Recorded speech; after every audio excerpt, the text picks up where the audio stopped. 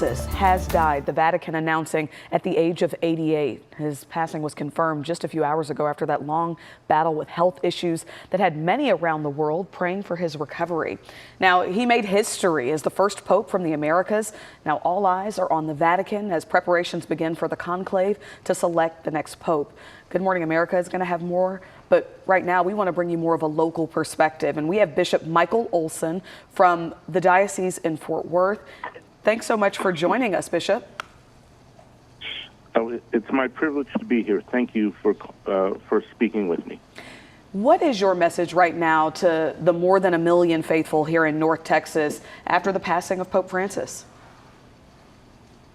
Well, I think it's providential that the Holy Father should die on the first Monday, the Monday of the octave of Easter.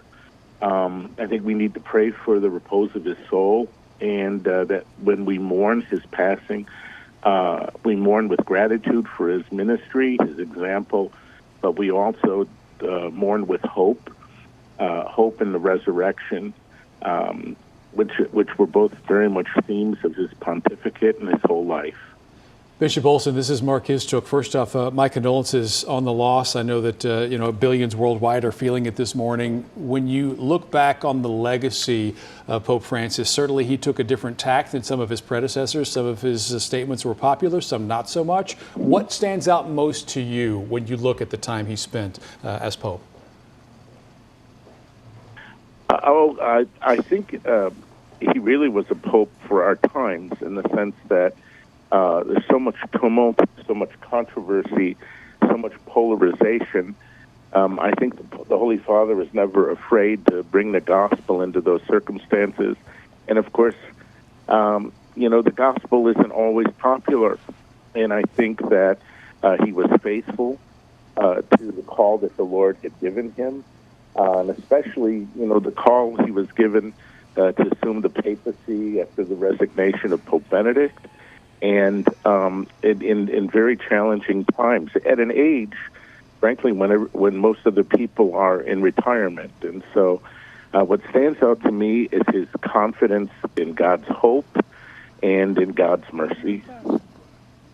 Bishop Olson, as you were speaking, we were looking at images of Cardinal Farrell, the current Camerlengo. Can you talk about just your relationship with him and how much he is dealing with into this transition and preparing for the conclave?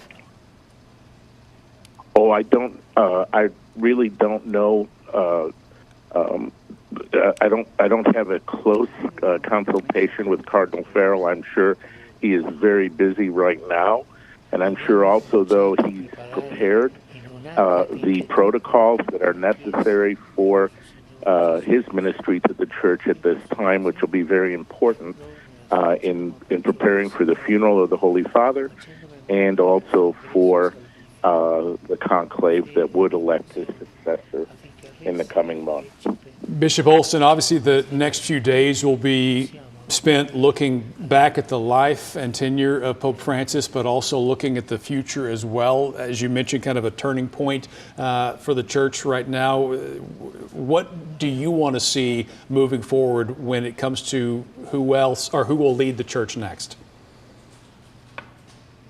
Well, of course, you hope and pray for a man of God, a man of prayer, a man of some flexibility to understand the complexities of the world in which the gospel of Christ has to be proclaimed in a credible way, but also especially one who keeps in mind the vulnerable, the weakest among us, that we continue to be mindful especially of that in our service and ministry as Catholics in the world today, whether that be the unborn, whether it be victims of abuse or also migrants and also those who are wounded by the effects of sin, their own and others. I think the Holy Father especially set a very good example, and the use of the image of the field hospital for the church was very important because a field hospital especially is where you deal with trauma